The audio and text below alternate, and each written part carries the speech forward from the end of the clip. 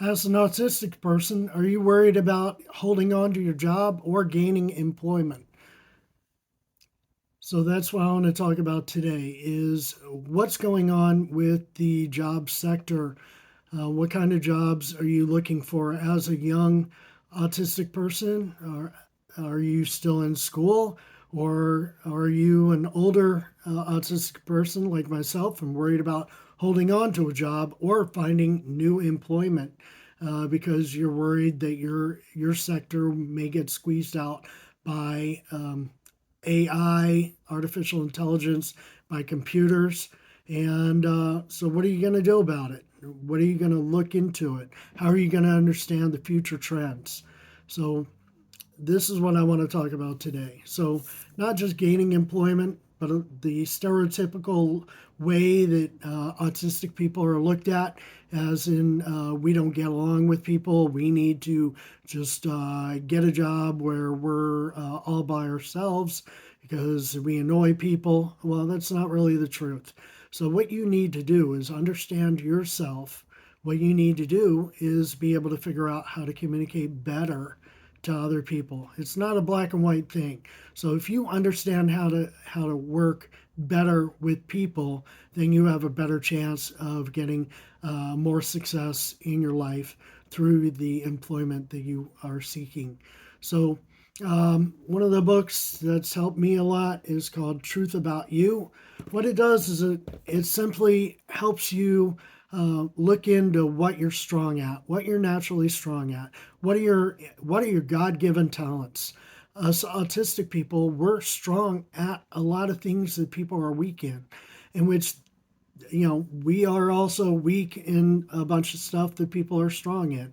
But instead of worrying about shoring up all our weaknesses, we got to focus in on what we're strong at.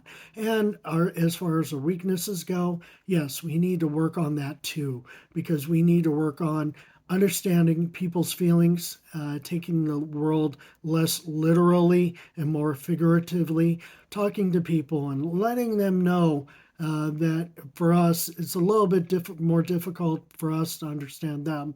But if you put in the effort to understand people, they will see that effort. And if they don't, well, then they're discounting you too much, and maybe those are not the people to be working with or hanging out with. So you can find the people. It's just going to be harder for you. That's just the way the world works.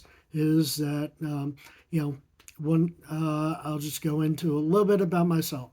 So um, I hated my job back in the 90s when I was still in my low 20s. I was doing the job because everybody was telling me you need to make money. You shouldn't do what you always wanted to do because that's not going to make you any money. You need to crack down and figure out how to make the most money, and that's the way you should go. And figure that out. Figure out what can make you the most money. Well, I was what's called a drafter. I would make blueprints.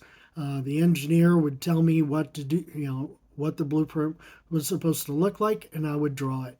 I'm not a good drawer, but I would do it. And so I was good enough that I could make money doing it and have a career doing it. But did I like that career? No. Was I good at that career? Not really. And, but I was like middle of the road. But the career that I was really interested in was all about nutrition.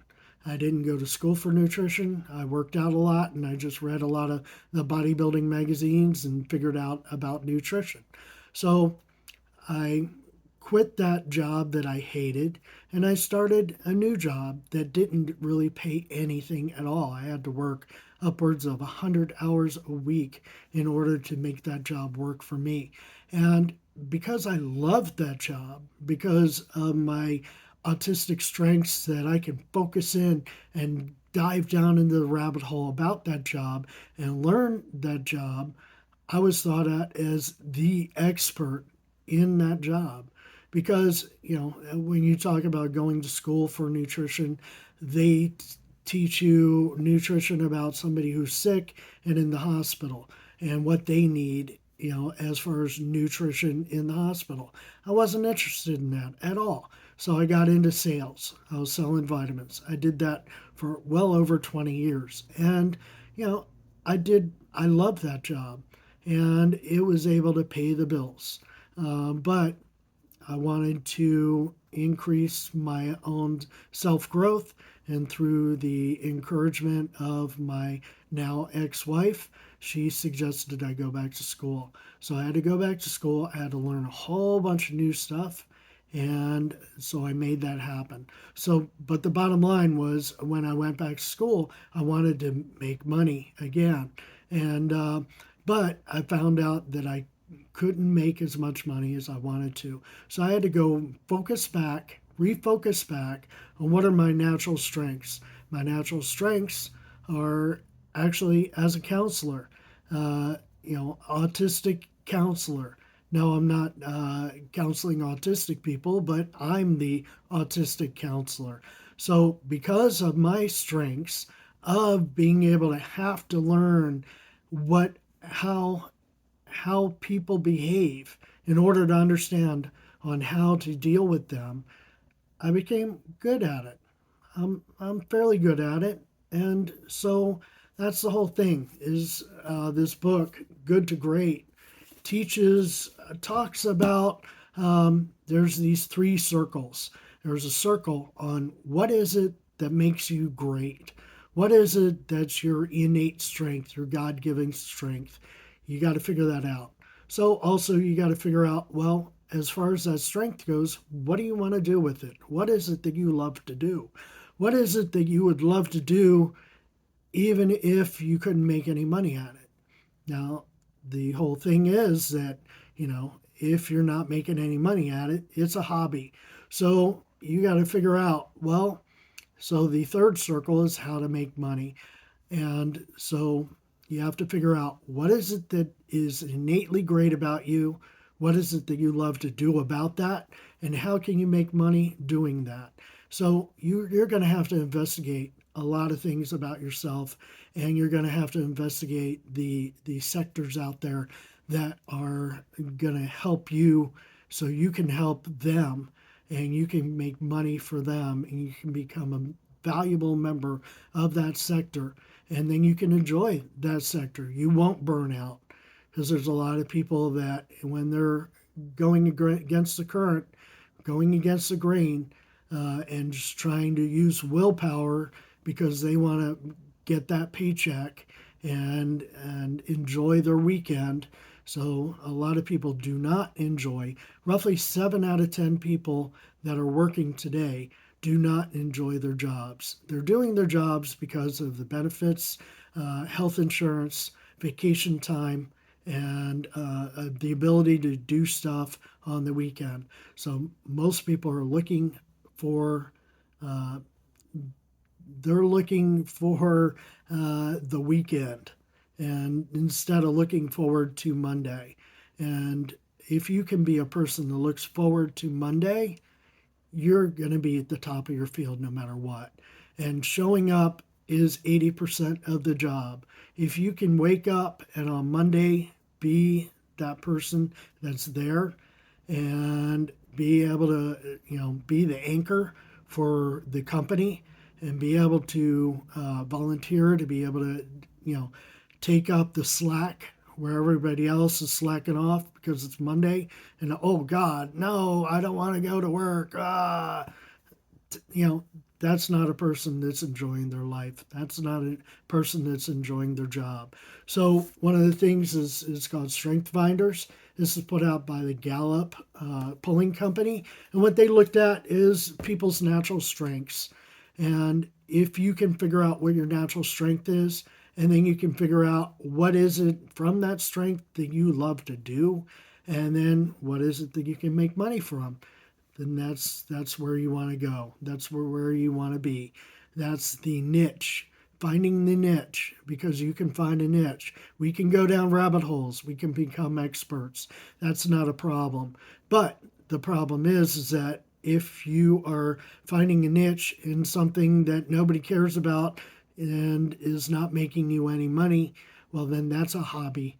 And you got to be careful about putting all your energy into a hobby because that hobby isn't going to pay your bills. And then you're going to be living in with mommy and daddy, and that's not going to help them. That's not going to help you.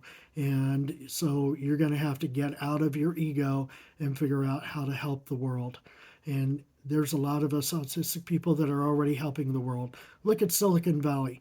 There's absolute high amount of autistic people in Silicon Valley making millions and millions and millions, if not even billions of dollars, because they figured out what is their niche, what do they love to do, what is it that they're naturally good at, and then they figured out how to do that. But the thing is that what makes them really strong is that they're able to be flexible. They're able to not get stuck into a niche that disappears, because there's a lot of disappearing jobs right now because of, if you've ever heard of it, ChatGPT. That's my new favorite software tool right now. So I just asked it, what are the major sectors that are going to be growing in the future? So automation and AI. So the Navy, I saw this before with the Navy. So the future ships that are being built today and being tested today to become our Navy for tomorrow are automated. And they're not completely automated, but what a ship that used to hold 1,000 people now holds 100 people, and that's because 900 of the people have been replaced by automation. They've been replaced by computers, and there will always be new jobs being built, and there'll be old jobs being pushed out. There aren't any buggy makers anymore.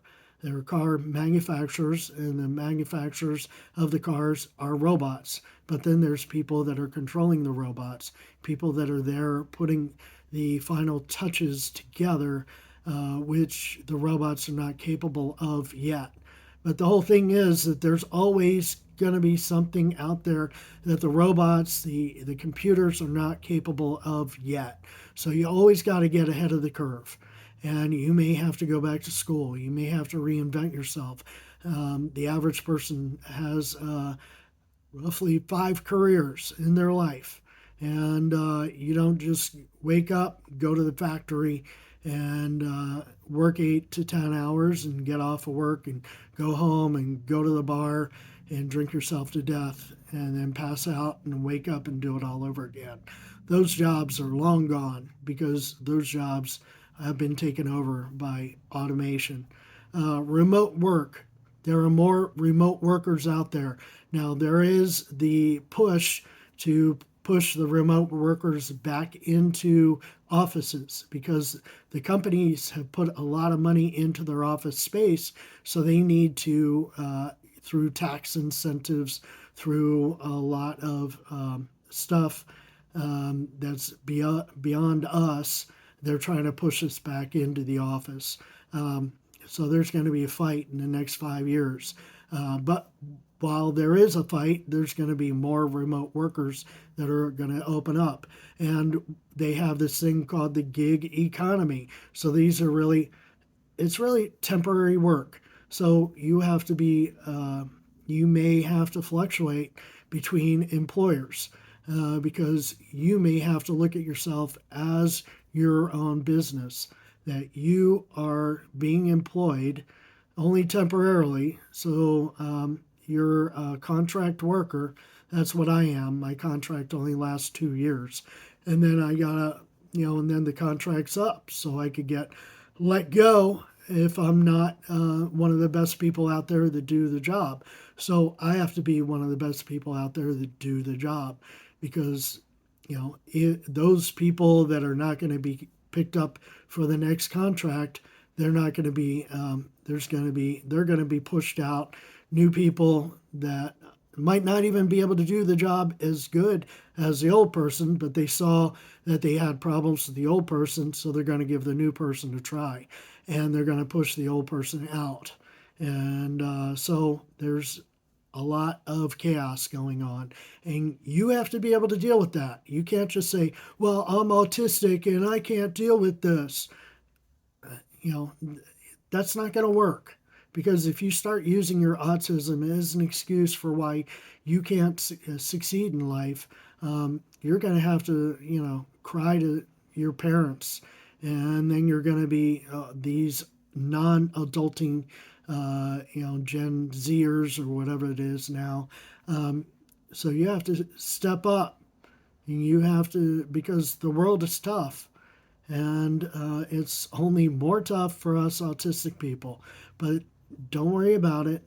Focus in on what you're great at, and then focus in on what you can get, what you love to do each and every day, even if they wouldn't pay you, and then figure out how to get lots of money for it, or at least a good enough amount of money to pay the bills.